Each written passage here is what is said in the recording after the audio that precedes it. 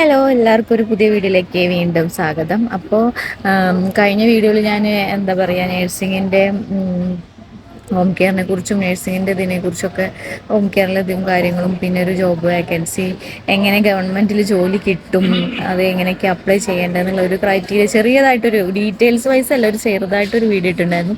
അപ്പോൾ അതിൻ്റെ അടിയിൽ ഒരു ചേച്ചി റീന എന്ന് പറഞ്ഞ ചേച്ചി കമൻറ്റ് ചെയ്തിട്ടുണ്ടായിരുന്നു.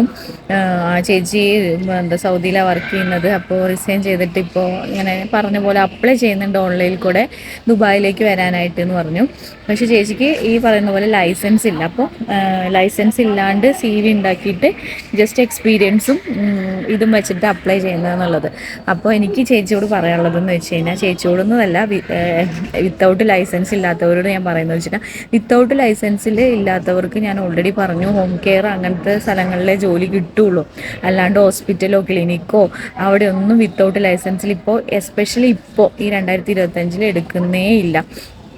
ഓൺലി ഹോം കെയറിൽ മാത്രമേ സ്റ്റാഫിന് വിത്തൗട്ട് ലൈസൻസിൽ എടുക്കുള്ളൂ. അതും വളരെ കുറഞ്ഞ സാലറിയിലാണ് അവരെടുക്കുന്നത് കേട്ടോ. അത് നമ്മൾ 24 hours സ്റ്റേ ചെയ്യുക, അങ്ങനെയൊക്കെ കുറേ മാനദണ്ഡങ്ങളൊക്കെ വെച്ചിട്ടുള്ള ഹോം കെയർ അങ്ങനത്തെയൊക്കെ ഇതിലാണ് എടുക്കുന്നത്. അപ്പോൾ അങ്ങനെ അപ്ലൈ ചെയ്തിട്ട് ഒരു കാര്യമില്ല. അപ്പോൾ അങ്ങനെ ചെയ്താലും ആരും തന്നെ സെലക്ട് ചെയ്യൂല, ആരും വിളിക്കൂല. അതിന് സ്കോപ്പ് വളരെ കുറവാണ്. ഒരു 100-ൽ 5% ഒക്കെ സ്കോപ്പുള്ളൂ. 95%ഉം അങ്ങനെ അപ്ലൈ ചെയ്തതിന് ജോലിക്ക് വിളിക്കില്ല. അപ്പോൾ റിസൈൻ ചെയ്തപ്പോൾ ഇപ്പോൾ ചേച്ചി പിന്നെ ഡൗട്ട് വെച്ചിട്ടുണ്ടായിരുന്നു, ഈ എക്സാം എവിടെ നിന്ന് എഴുതാമെന്നുള്ളത്. എക്സാം നമുക്ക് നാട്ടിലും ട്രിവാൻഡ്രവും പിന്നെ അതുപോലെ ബാംഗ്ലൂർ, പൂനെ അങ്ങനെ സെൻറ്ററുകൾ കുറേ ഉണ്ട്.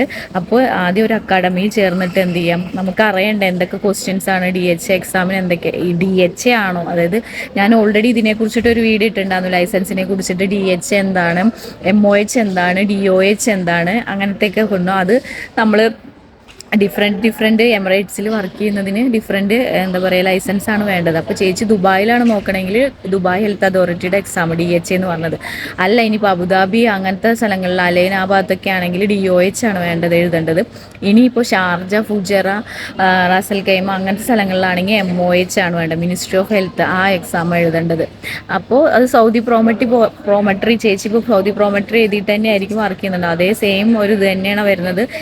ക്വസ്റ്റ്യൻസും നമുക്ക് നേഴ്സിംഗ് റിലേറ്റഡ് ആയിട്ടുള്ള ക്വസ്റ്റ്യൻസ് തന്നെയാണ് ചോദിച്ചുകൊണ്ടിരിക്കുന്നത്.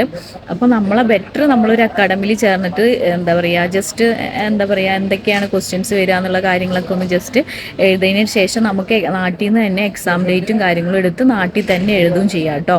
പിന്നെ നാട്ടിൽ നിന്ന് തന്നെ നമുക്ക് എല്ലാ കാര്യങ്ങളും എന്ത് ചെയ്യാം, എക്സാം എഴുതിയാൽ മാത്രം പോരാ, ഡാറ്റ ഫ്ലോ കാര്യങ്ങളൊക്കെ ഉണ്ട്, ഗുഡ് സ്റ്റാൻഡിങ് എടുക്കണം അതിന് മുന്നേ ആയിട്ട്. അപ്പോൾ ഒരു അക്കാഡമി ചേർന്ന് കഴിഞ്ഞാൽ എന്തൊക്കെ ചെയ്യേണ്ടതെന്നുള്ളത് അവർ സ്റ്റെപ്പ് ബൈ സ്റ്റെപ്പായിട്ട് പറഞ്ഞു തരും. അപ്പോൾ നമുക്ക് ഈസി ആയിരിക്കും ഒന്നും കൂടി. അപ്പോൾ നമുക്ക് സർട്ടിഫിക്കറ്റ് എല്ലാം വേണം, എക്സ്പീരിയൻസ് മിനിമം 2 years ഗ്യാപ്പ് ഇല്ലാണ്ട് എക്സ്പീരിയൻസ് വേണം. അതുപോലെ തന്നെ ഗുഡ് സ്റ്റാൻഡിങ് വേണം, നമ്മുടെ എന്താ പറയുക, ഗുഡ് സ്റ്റാൻഡിങ് എടുക്കണം ആദ്യം. അതുപോലെ തന്നെ നമ്മുടെ മാർക്ക് ലിസ്റ്റ്, നമ്മുടെ സർട്ടിഫിക്കറ്റ് എല്ലാം തന്നെ വേണം. ഇതിന് വേണ്ടിയിട്ട് ഡാറ്റ ഫ്ലോ ചെയ്യാനായിട്ട്. ഡാറ്റ ഫ്ലോ ചെയ്തതിന് ശേഷം നമ്മൾ എക്സാം ഡേറ്റ് എടുക്കുന്നു. പിന്നെ എക്സാം നമ്മൾ ഏതാ സെൻറ്ററിങ് അവിടെ പോയിട്ട് എഴുതുന്നു.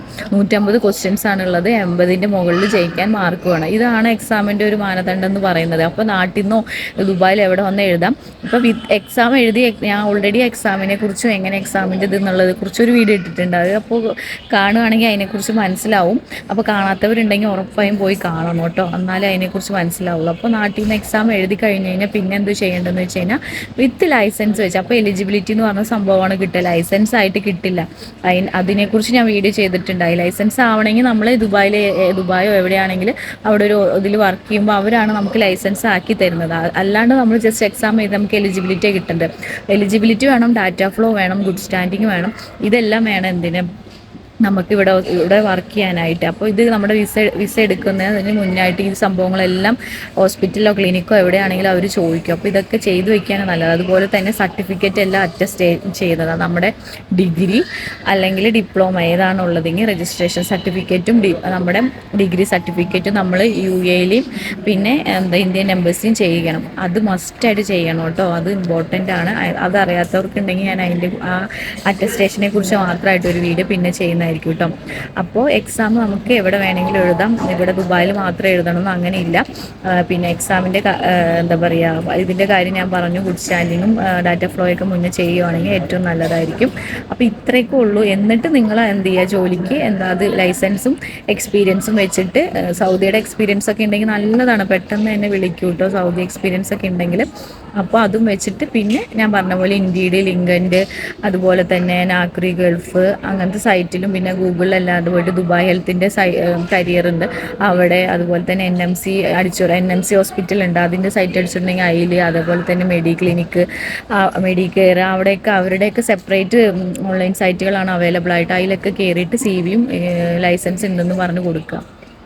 അപ്പോൾ എന്താ പറയുക, നമ്മളെ കോണ്ടാക്ട് ചെയ്യുമ്പോൾ അതായത് നിങ്ങൾ ദുബായിൽ ഉണ്ടെങ്കിലാണ് എന്ത് ചെയ്യുന്ന ജോബ്. ഇപ്പോൾ അവർ വിളിക്കും നമ്മളെ, അധികം അവർ മെയിൽ അങ്ങനെ അയക്കുന്നത് ഇതാണ്, അധികം അവർ ഡയറക്റ്റ് നമ്മളെ വിളിക്കുകയാണ് ചെയ്യാറുള്ളത്. അപ്പോൾ നമുക്ക് വിളിക്കുമ്പോൾ കിട്ടുന്ന നമ്പർ വേണം, അതായത് ദുബായിലെ നമ്പർ വേണം. അപ്പോൾ നിങ്ങൾ ദുബായിലും വേണം, എന്നാലേ ദുബായ് നമ്പർ എടുക്കാൻ പറ്റും, ദുബായിൽ വിളിച്ചാൽ കിട്ടത്തുള്ളൂ. അങ്ങനെ അവർ വിളിക്കും, എന്നിട്ട് നമ്മുടെ കാര്യങ്ങൾ ജസ്റ്റ് അവർ ഫോണിലൂടെ അന്വേഷിക്കുക, അന്നേരം അവർ ചോദിക്കും ലൈസൻസ് ഉണ്ടോ എന്നുള്ളതൊക്കെ, എന്നിട്ട് അവർ ഇൻ്റർവ്യൂവിന് വിളിക്കും. ഇതാണ് യൂഷ്വലി നടക്കുന്നത്. അപ്പോൾ നാട്ടിൽ നിന്ന് അപ്ലൈ ചെയ്താലും അവർ ചിലപ്പോൾ വിളിച്ചിട്ട് കിട്ടിയില്ലെങ്കിൽ പിന്നെ അവരത് വീണ്ടും വിളിക്കാൻ നിൽക്കില്ല. ഓൾമോസ്റ്റ് എല്ലാവരും ഡയറക്റ്റ് വിളിക്കുകയാണ് ചെയ്യുന്നത്. അധികം കുറച്ച് പേര് മാത്രമാണ് മെയിലൊക്കെ കാര്യങ്ങളും വാട്സപ്പിലൊക്കെ മെസ്സേജ് ആയിക്കുള്ളൂ. ഒരു 90% ഫോണിൽ വിളിക്കുകയാണ് ചെയ്യണത്. അപ്പോൾ നാട്ടിൽ നിന്ന് അപ്ലൈ ചെയ്തിട്ട് ഇങ്ങനെ വെയിറ്റ് ചെയ്തിരിക്കണേക്കാട്ടും നല്ലത് ഇവിടെ UAE വന്നിട്ട് എന്ത് ചെയ്യുക, ജോലി അപ്ലൈ ചെയ്തിട്ട് ജോലി നോക്കുമായിരിക്കും ഏറ്റവും നല്ലത്. അപ്പോൾ നമുക്ക് പെട്ടെന്ന് വിളിക്കാനും അപ്പോൾ ഇത്രയേ ഉള്ളൂ ഇതിനെക്കുറിച്ച്. അപ്പോൾ ചേച്ചിക്ക് മനസ്സിലായി എന്ന് വിചാരിക്കണം. അപ്പോൾ ചേച്ചിക്ക് ഇതിനെക്കുറിച്ച് വേറെ എന്തെങ്കിലും അറിയാനോ കാര്യങ്ങളോ എന്തെങ്കിലും ഉണ്ടെങ്കിൽ ഉറപ്പായി മെസ്സേജ് അയക്കണം. ഞാൻ ഇതുപോലെ വീഡിയോസ് ചെയ്യുന്നുണ്ടാവും. എന്നെ സപ്പോർട്ട് ചെയ്ത എല്ലാവർക്കും 1000 നന്ദി. എനിക്ക് ഭയങ്കര സന്തോഷമുണ്ട് ഓരോരുത്തർ ഓരോ ഡൗട്ട് ചോദിക്കുമ്പോൾ അതിന് റിപ്ലൈ ചെയ്യാനായിട്ട്. അപ്പോൾ ഇനിയും നിങ്ങളുടെ സപ്പോർട്ടും ഡൗട്ടുകളും കാര്യങ്ങളൊക്കെ പ്രതീക്ഷിക്കുന്നു. Thank you for watching. Bye. അടുത്തൊരു വീഡിയോ ആയിട്ട് കാണാം.